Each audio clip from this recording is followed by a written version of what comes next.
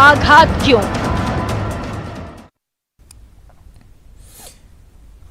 देखिए, बड़ी खबर है। अलवर जिले के राजगढ़ कस्बे के सराय मोहल्ले में मंदिर पर बुलडोजर चलाने का विवाद गहरा गया है। इलाके के 3 मंदिरों को गिराने और मूर्तियां हटाने की खबर के बाद न सिर्फ स्थानीय लोगों में नाराजगी है, बल्कि अब यह मुद्दा सियासी बन गया है। जयपुर से लेकर दिल्ली तक बीजेपी अशोक गहलोत सरकार पर हमलावर है, लेकिन इस मामले में कांग्रेस पलटवार करने में पीछे नहीं है, क्योंकि स्थानीय विधायक ने इस मामले में बीजेपी के स्थानीय बोर्ड को जिम्मेदार बताया है। दरअसल राजगढ़ कस्बे के 3 मंदिरों पर विकास के नाम पर बुलडोजर चलाया गया, जिसमें से एक 300 साल पुराना शिव मंदिर है। लोगों का आरोप है इन मंदिरों में स्थापित भगवान शिव, हनुमान जी और अन्य देवी देवताओं की मूर्तियों को खंडित कर दिया गया। यही नहीं, जब स्थानीय लोगों ने इसका विरोध किया तो पुलिस ने बलपूर्वक उनको हटा दिया।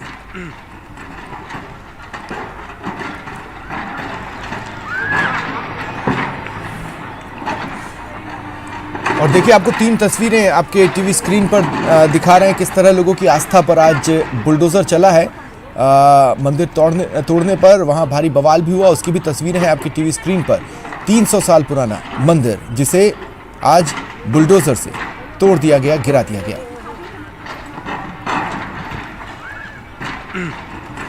और अलवर केस में जयपुर से दिल्ली तक बीजेपी हमलावर है। बीजेपी के प्रदेश अध्यक्ष सतीश पूनिया ने इसे गहलोत सरकार का अत्याचार बताया। राष्ट्रीय प्रवक्ता संबित पात्रा ने अलवर केस को लेकर अशोक गहलोत के साथी गांधी परिवार पर भी निशाना साधा। बीजेपी नेता प्रेम शुक्ला ने इसे दुर्भाग्यपूर्ण करार दिया।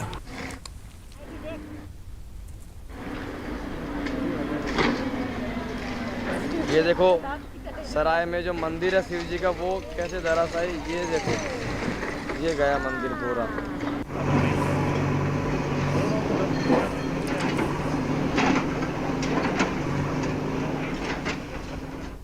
राजगढ़ अलवर के शहरी क्षेत्र की एक घटना भी संज्ञान में आई है, जिसमें 300 साल पुराने शिव मंदिर पर बुलडोजर चलता हुआ पब्लिक डोमेन में दिखाई देता है। वो सोशल मीडिया और मीडिया में भी काफ़ी जगह दिखाई दे रहा है। इसके बारे में कांग्रेस पार्टी के नेता अलग अलग तरीके की बयानबाजी कर रहे हैं, लेकिन जो मेरी जानकारी में आया और उसके आधार पर मैंने अभी एक पार्टी के डेलीगेशन को वहां भेजना तय किया है। एसडीएम का सीधा सा बयान है कि ये कार्रवाई हमने मास्टर प्लान के अंतर्गत की है। तो अब जो चीजें हैं वो छुपी हुई नहीं है, ये पूरी पब्लिक डोमेन में शीशे की तरह साफ हो गई हैं। ये सारी कार्रवाई सरकार के इशारे पर हुई है। आज राजस्थान में जिस प्रकार के दृश्य देखने को मिल रहे हैं वो अपने आप में बहुत चिंताजनक है, बहुत दुखद है। 300 से अधिक वर्ष पुराने एक शिव मंदिर के ऊपर जिस प्रकार से बुलडोजर चलाया गया है और जिस प्रकार से ड्रिलिंग मशीन के माध्यम से शिवलिंग के ऊपर प्रहार किया जा रहा है, ये हम सब के हृदय के ऊपर प्रहार है। आज गांधी परिवार से सवाल पूछना चाहते हैं।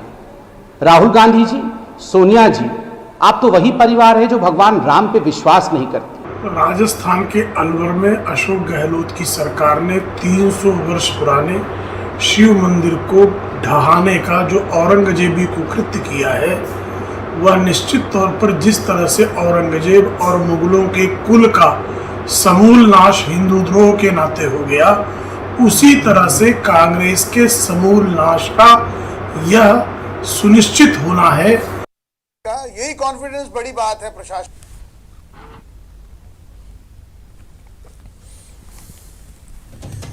तो देखिए, बीजेपी पूरी तरह से हमलावर है प्रदेश की कांग्रेस सरकार पर, और इधर कांग्रेस भी इस मामले में पीछे नहीं है। कांग्रेस के प्रदेश अध्यक्ष गोविंद सिंह डोटासरा ने अलवर में मंदिर गिराए जाने के मामले में सारा ठीकरा बीजेपी पर फोड़ा है। बीजेपी के वार पर पलटवार करते हुए डोटासरा ने कहा कि ये बीजेपी की साजिश है। अलवर के राजगढ़ में बीजेपी के स्थानीय निकाय बोर्ड ने मंदिर गिराने का फैसला लिया। पिछली बीजेपी सरकार में भी जयपुर में कई मंदिर गिराए गए थे।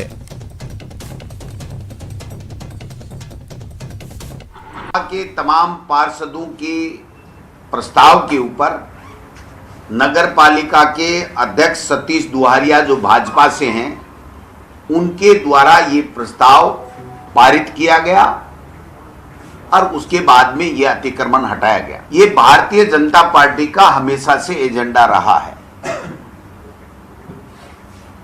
जब भाजपा का शासन था, वसुंधरा राजे जी मुख्यमंत्री थी, तब हमारे यहां जयपुर राजधानी में सैकड़ों मंदिर हटाए गए थे। प्राण प्रतिष्ठा से स्थापित मूर्तियों को भी और उन मंदिरों को भी बख्शा नहीं गया था। कहना चाहता हूं हमारी सरकार की तरफ से, कांग्रेस की सरकार की तरफ से, कि हम लोग कभी भी किसी भी मंदिर, मस्जिद, किसी भी व्यक्ति की धार्मिक आस्था के केंद्र के साथ में कोई छेड़छाड़ नहीं। अलवर के राजगढ़ में अतिक्रमण हटाने के दौरान बुलडोजर से मंदिर तोड़ने के मामले में अलीगढ़ से माफ कीजिएगा मामले में कांग्रेसी विधायक जौहरीलाल मीणा ने सफाई देते हुए बीजेपी पर हमला बोला। उन्होंने कहा, मंदिर और अतिक्रमण तोड़ने में कांग्रेस पार्टी का कोई रोल नहीं है। राजगढ़ नगर पालिका में बीजेपी का बोर्ड है और उनकी ओर से ही बोर्ड की मीटिंग में यह निर्णय लिया गया था और उसी के बाद अतिक्रमण हटाने की कार्रवाई हुई, मंदिर को तोड़ा गया। चाहे गोविंद देव जी हो, चाहे जगदीश जी हो, चाहे हनुमान जी हो, चाहे गिरिराज जी महाराज हो, चाहे पांडुपोल जी हो, चाहे भरतरी हो, और चाहे नई के नाथ हो, और चाहे गिरिराज जी हो, मैं हर चाहे देव हमारे नंगेश्वर बाबा हो, हर देवता हर मंदिर में जाता हूँ, ढूंढ देता हूँ। मैं नहीं, मेरा पूरा परिवार जाता है, पूरा परिवार ढूंढ देता है हर बार के लिए। ठीक। मैं और सभी हनुमान जी जाता हूँ, गिरिराज जी भी जाता हूँ, परिक्रमा भी देता हूँ। इसलिए हमारा कोई धर्म के प्रति आस्था है, मंदिर के प्रति आस्था है। हमने कोई मंदिर नहीं तोड़ा है, मंदिर तोड़ा है। ठीक, धन्यवाद। और ये देखिए 3 तस्वीरें लगातार हम अब तक पहुंचा रहे हैं। ज़्यादा जानकारी के लिए बात करेंगे सहयोगी राजेंद्र से, जो इस वक्त हमारे साथ जुड़ रहे हैं। राजेंद्र, सबसे पहले तो मुझे ये बताइए कि वहां पर इस वक्त क्या स्थिति है अलवर में?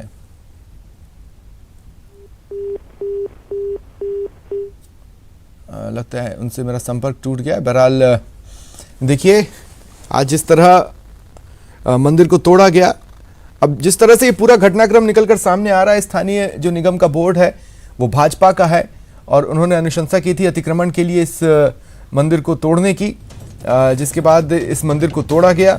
लेकिन इसके बाद एक तरह से अगर सियासत में देखें तो उल्टा चोर कोतवाल को डांटे वाली स्थिति बनी। बीजेपी ने प्रदेश सरकार को घेरा और प्रदेश सरकार का ये कहना है कि ये किया धरा तो बीजेपी के बोर्ड का है, हम कैसे आरोपों की जद में आते हैं। हालांकि देखा जाए तो अगर निगम के प्रस्ताव पर अगर फाइनल मोहर लगी है तो वो किसने लगाई है, ये एक बड़ा सवाल है जिसका जवाब का इंतजार किया जाएगा। हालांकि इस बीच बीजेपी कह रही है कि हम अलवर में अपनी टीम भेजेंगे जो जांच करेगी, राजगढ़ का दौरा करेगी और फिर बीजेपी के प्रदेश अध्यक्ष सतीश पूनिया को रिपोर्ट सौंपेगी कि आखिर वहां पर क्या हुआ। 5 सदस्यीय कमेटी बनाई गई है जो जाकर देखेगी और इस बात को भी देखेगी कि जो कांग्रेस कह रही है कि निगम के बोर्ड से हुआ और जो ऑर्डर निकले, जो प्रस्ताव निकला, उस पर हस्ताक्षर भारतीय जनता पार्टी के ही एक नेता के हैं, बीजेपी पार्षदों ने ही अनुमोदन किया, तो उसमें कितनी सच्चाई है, दरअसल वहां क्या हुआ है, ये जानने की कोशिश बीजेपी की कमेटी करेगी। एक बार फिर कोशिश करते हैं सहयोगी राजेंद्र से बातचीत की। राजेंद्र, अगर आप मुझे सुन पा रहे हैं तो सबसे पहले तो ये बताइए, चूंकि आस्था पर बुलडोजर चला है, वहां पर माहौल कैसा है, वहां पर क्या कुछ हो रहा है? जी, अब धीरे धीरे जो लोगों में आक्रोश है, गुस्सा है, वो धीरे धीरे बढ़ता जा रहा है। अभी वहाँ बड़ी संख्या में लोग मौके पे जमा हुए हैं और स्थानीय नेता बन्नाराम मीणा वहाँ पहुंचे हैं, तो वहाँ लोगों ने उन्हें समस्या बताई है कि किस तरीके से जो नगर पालिका के द्वारा उनकी एक नहीं सुनी गई थी और कार्रवाई के दौरान उनके द्वारा वैध दस्तावेज दिखाए गए थे, लेकिन वो मास्टर प्लान का हवाला देते हुए उनके दस्तावेज चेक नहीं किए गए, उनके अतिक्रमण तोड़ दिए गए और आस्था के साथ खिलवाड़ किया गया, मंदिरों को तोड़ा गया है। इस बात को लेकर के अब लोगों में गुस्सा लगातार बढ़ता जा रहा है। अलवर में भी शाम को 4 बजे का समय दिया गया था। अभी कुछ देर बाद आक्रोश रैली हिंदूवादी संगठनों की ओर से शहर में निकाली जाएगी। वहीं भाजपा नेता और अलवर सांसद बालकनाथ है, वो भी रवाना हो गए हैं। वहाँ कुछ देर बाद वो भी राजगढ़ में पहुंचेंगे। तो कहीं न कहीं अब इस पर सियासत शुरू हो गई है और विरोध प्रदर्शन है वो शुरू हो गए हैं। लेकिन ये जो पूरा माजरा है, इसको समझना थोड़ा समय लगेगा। किस तरीके से राजगढ़ नगर पालिका बोर्ड की बैठक होती है, उस बैठक में मास्टर प्लान को लागू करने को लेकर चर्चा की जाती है। क्योंकि वहां पर भाजपा का बोर्ड है और भाजपा के 33 सदस्यों में से 34 सदस्य भाजपा के हैं, पार्षद है और 1 कांग्रेस का पार्षद है। उस बोर्ड में ये निर्णय लिया गया था कि इस जो राजगढ़ का जो इलाका है वहाँ उस इलाके में जो मास्टर प्लान के तहत रोड को 60 फीट चौड़ा किया जाए और 60 फीट चौड़ा करने के बाद जो मकान हैं, दुकान हैं और मंदिर हैं वो जो उस रास्ते में आए हैं उनको जेसीबी से बुलडोजर ला के तोड़ा गया है। लेकिन हिंदूवादी संगठन के लोगों को कहना है कि जब विकास के नाम पर मंदिरों को तोड़ा जा रहा था तो उनकी आस्था के साथ खिलवाड़ किया गया है। मंदिरों को एक मूर्तियों तो लोगों की नाराजगी किसकी तरफ ज्यादा सरक रही है राजेंद्र? मेरा पूछने का मतलब यह है कि अगर लोग बीजेपी की ओर आक्रोशित हैं, बात अलग है, प्रदेश सरकार की ओर आक्रोशित है, तो वो उसके पीछे क्या कारण बता रहे हैं? जी, स्थानीय लोगों का कहना है कि बोर्ड की जो मीटिंग हुई थी उसमें प्रस्ताव लिया गया था, लेकिन ये प्रस्ताव पिछले 2021 में सबसे पहले ये प्रस्ताव रखा गया था। उसके बाद से ही ये ठंडे बस्ते में मास्टर प्लान का जो प्लान का था वो पड़ा हुआ था। तब से कोई इस पर कार्रवाई प्रशासन ने नहीं की थी। पिछले दिनों से वैसे अब स्थानीय लोगों का कहना है कि विधायक के दबाव में प्रशासन के द्वारा ये कार्रवाई की गई है और विधायक के इशारे पर, राज्य सरकार के इशारे पर इन मंदिरों को तोड़ा गया है। स्थानीय लोगों का कहना है कि जब पूर्व में ये एजेंडा पास किया गया था तो तब क्यों नहीं इस अतिक्रमण को हटाया गया। अब एकाएक करौली हिंसा और यूपी और दिल्ली के बाद राजस्थान में ये बुलडोजर चलाए गए हैं, इस बात को लेकर के लोगों में खासी नाराजगी दिखाई दे रही है। ठीक है, लेकिन क्या मुझे एक बात बताइए कि क्या ये जो बीजेपी का बोर्ड है और वो जो प्रस्ताव जिस पर फाइनल हस्ताक्षर किए गए होंगे बोर्ड द्वारा, उनका कोई रिएक्शन आया है?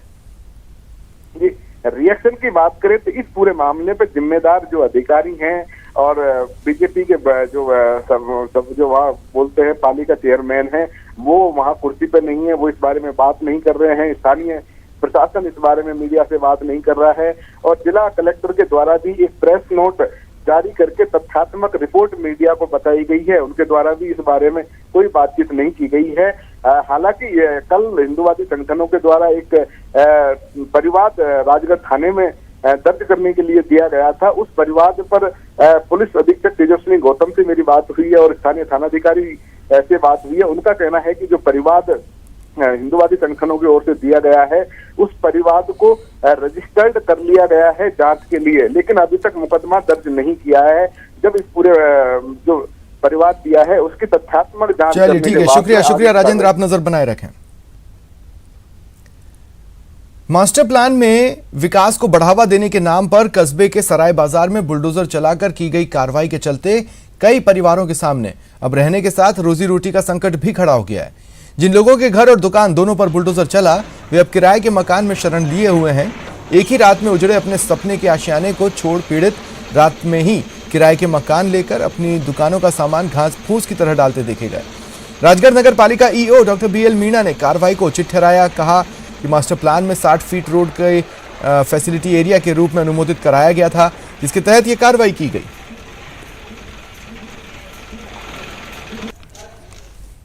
राजगढ़ में मुझे शादी करके आई हो गई, मेरे 60 साल से रह रही है। हमारा यही धंधा है, इसके अलावा हमारा आदमी कुछ भी नहीं करते। हमारी इसी से पालन पोषण हो रहा था, हमको एकदम घर से बेघर कर दिया। हमारे पास कुछ भी नहीं है इस समय। मेरी वहाँ पर 4 मंजिल बनी हुई पिताजी के टाइम से दुकान है।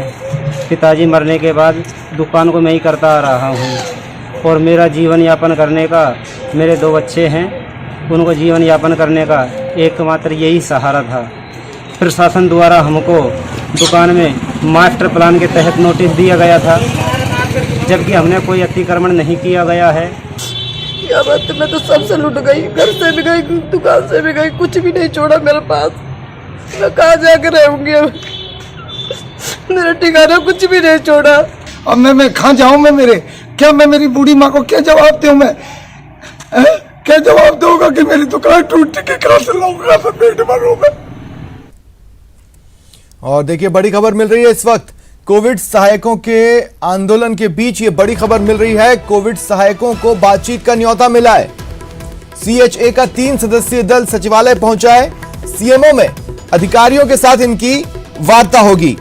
देखिए कोविड सहायक जो कि उनका एक प्रतिनिधि मंडल कल रात ही दिल्ली के लिए रवाना हुआ था, दिल्ली पहुंचा और दिल्ली में उनकी हाईकमान के रिप्रेजेंटेटिव से बातचीत भी हुई, जिसके बाद ये बड़ी खबर आ रही है, ये बड़ी खबर निकल कर आ रही है कि बातचीत का न्योता भेजा गया कि एक प्रतिनिधि मंडल बनाइए और हमारे पास भी भेजिए। सीएमओ में अधिकारियों के साथ अब ये प्रतिनिधि मंडल बातचीत करेगा, अपनी मांगों से अवगत कराएगा और पूछेगा कि आखिर हमारी मांगों को लेकर क्या सोचा जा रहा है। बड़ी संख्या में अभी भी CHA जयपुर में धरना प्रदर्शन कर रहे हैं। वहां पर अभी भी आक्रोश की एक लहर सी उठती है और नारे बार बार सुनाई देते हैं। जाहिर तौर पर इनके प्रतिनिधि मंडल के दिल्ली में हाईकमान के रिप्रेजेंटेटिव से मुलाकात के बाद इनकी आवाज भी अब सुनी गई है और बातचीत का न्योता भेजा गया है कि आइए बात करते हैं, इस मसले को हल करने की कोशिश करते हैं, किसी न किसी समाधान तक पहुंचाने की कोशिश करते हैं। ऐसे में CHA का 3 सदस्यीय दल बनाया गया और उन्हें सचिवालय भेजा गया। यह दल सचिवालय पहुंच चुका है। CMO में अधिकारियों के साथ यह दल बातचीत करेगा।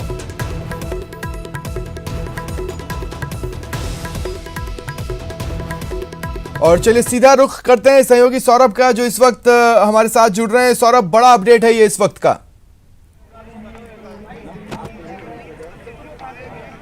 जी बिल्कुल, देखिए इतने दिनों बाद आखिरकार कोविड स्वास्थ्य सहायकों को वार्ता का न्योता जो है वो मिल चुका है। आज सुबह ये लोग मंत्री प्रताप सिंह खाचरियावास के पास पहुंचे थे और अपनी तमाम जो मांग है उनको लेकर जो है उनको अवगत कराया था और उन्होंने पूरा भरोसा भी दिलाया था कि मुख्यमंत्री के साथ 1 बजे जो बैठक होने वाली है उस बैठक में इनकी मांगों को लेकर वो बात करेंगे और बात हो चुकी है। और कुछ देर पहले ही कोविड स्वास्थ्य सहायकों का 3 सदस्यीय दल जो है वो सचिवालय पहुंच चुका है। वहां पर CMO के एक अधिकारी हैं, उनके साथ जो है वो वार्ता होनी है और वहां पर जो है वो अपनी बात जो है वो फिर से रखेंगे। किनका फोन आया था और किनसे वार्ता अब चल रही है? सचिवालय से कॉल आया कि आपका डेलीगेशन भेजिए, सचिवालय में आ जाइए और हमारा डेलीगेशन वहाँ पे गया हुआ है। और सुबह से जब हमने दिल्ली कूच किया था, AICC में मुलाकात की थी, तब से संकेत मिलने प्रारंभ हो गए थे, क्योंकि वहाँ पे जो सोनिया गांधी जी के सेक्रेटरी थे उन्होंने भी कहा था कि हमने अशोक जी गहलोत को अवगत करवा दिया है। और प्रताप सिंह जी खाचरियावास जी से भी आपके माध्यम से जो चर्चा हुई सुबह, उसके बाद उन्होंने कहा कि आपका शाम तक आप जमे रहिए, उसके बाद आपके डेलीगेशन की वार्ता मैं 1 बजे मीटिंग में जाऊंगा, उसमें मुद्दा उठाऊंगा, उसके बाद आपको।